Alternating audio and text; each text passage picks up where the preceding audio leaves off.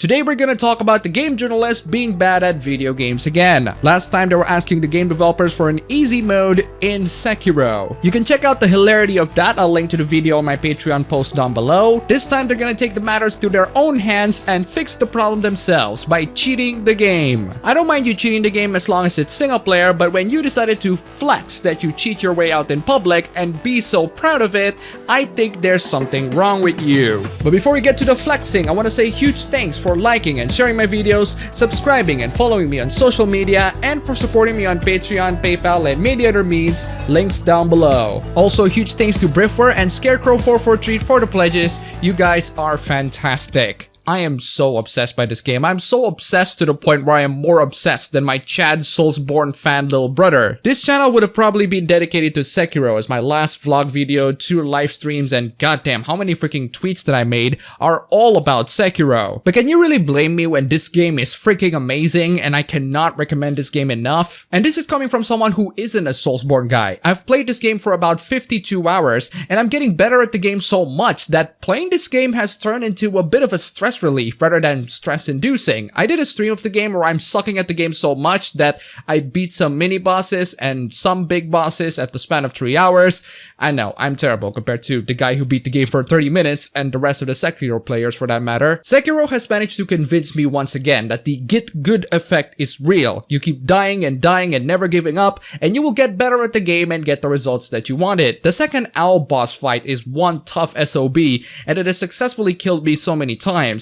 But after I figured out his weak points and where you can successfully stab the guy, I managed to beat the guy by reducing his posture into tears. He's actually more frustrating than the final boss fight that people got so gung-ho about. But despite Sekiro giving me and so many people that get good effect, there are unfortunately some poor individuals out there that are giving up and demanding accessibility options. These unfortunate victims of stunted development even consider freaking in-game cheats as accessibility. And here I thought accessibility is something like a colorblind mode or an FOV slider. No, turns out that accessibility means make this game easy so that I can finish it as soon as possible because I'm a game journalist and I have only 4 days to finish this game before the embargo. Oh no, the struggles of a game journalist having to play video games as their job. Some individuals even hide behind the shield of disabled people, saying something along the lines of, disabled people are unable to play these video games, that's why they need an easier mode for it. Considering that a bunch of disabled people are able to play this game just fine, including a quadriplegic who is able to beat the game's corrupted monk boss,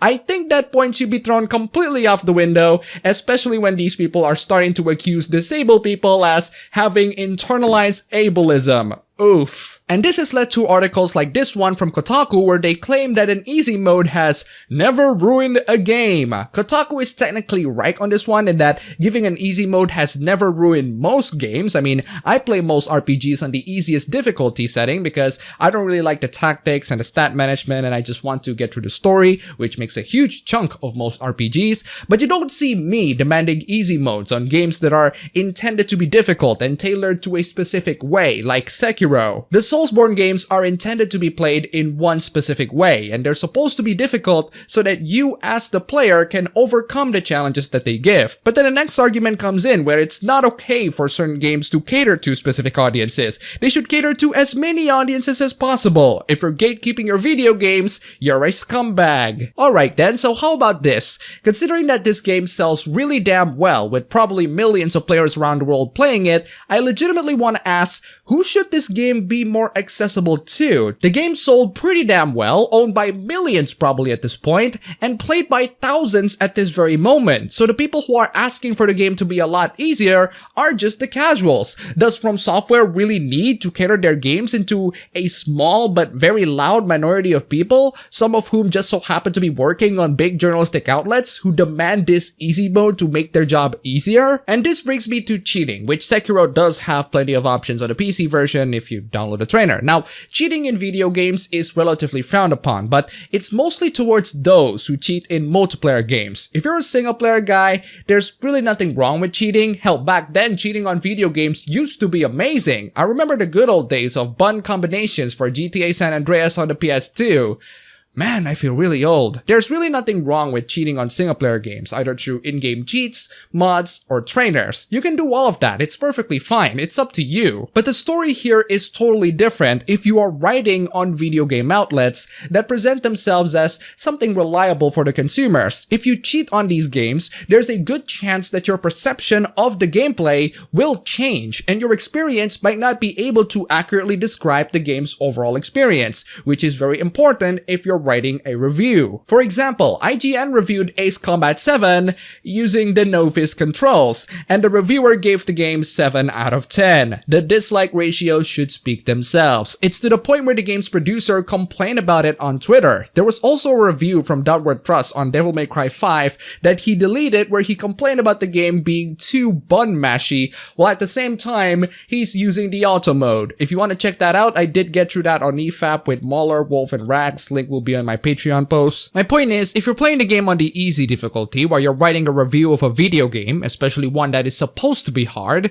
your experience might not accurately describe the experience of other players who might be interested in this game. I suppose we should just be glad that outlets like PC Gamer have multiple employees that are tailored to specific needs. PC Gamer's last article on Sekiro is just absolutely embarrassing. They have nothing else to write about that day, so they have a sacrificial black sheep to be thrown eggs on. And this one is no exception. They have this poor writer to write this garbage so that people can click on the article and make fun of it. This is precious bait indeed, but hey, let's take it. I beat Sekiro's final boss with cheats and I feel fine. No shame.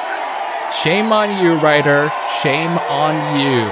Sekiro's final boss is some BS, honestly. If it wasn't obvious, it's big time spoiler territory from here on out. There isn't really much. You fight Genichiro once more before you fight his granddaddy Ashina later, so what's your take on this, writer? First up is Genichiro, who I already bested in the early hours of Sekiro. He's not so bad, but a simple mistake or two can suck down a couple health gourds, and I need all my gourds to even practice with the next bit, which is just 3 more faces of a mad grandpa decked out with some of the quickest, deadliest moves in the game.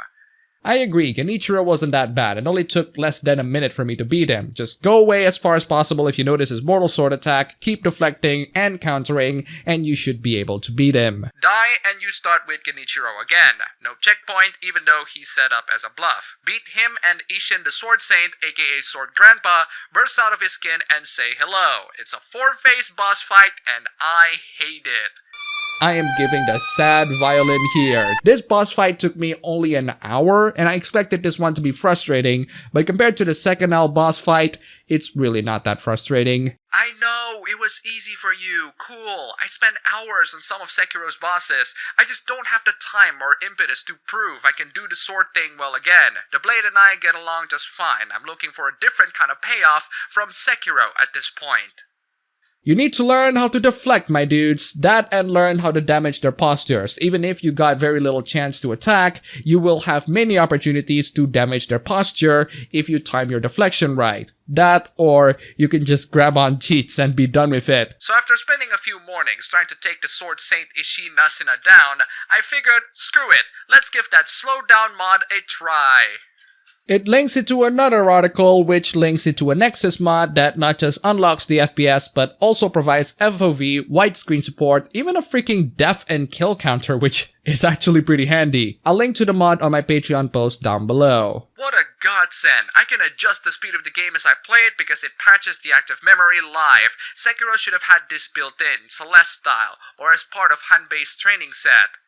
Oh wow, never mind. Here I am seeing you asking for Sekiro to have this mode built in. I am so sorry that your work is really damn hard for you. Sekiro doesn't give much opportunity for in-depth focused practice to the player. To learn a boss requires throwing yourself at it time and time again, which works eventually. I have patience. I wouldn't have reached the end of the game without it. No you don't. No, you don't. If you think that a Sekiro boss is giving you the shivers, there's nothing wrong with quitting the game entirely and do something more relaxing to ease your tension and come back to beat the boss again like a Saturday morning cartoon villain. Grrr, I'll get you next time. I can get into Ishin's second and third paces without the tool on occasion, but it's so easy to slip up, unless if I'm on the entire time.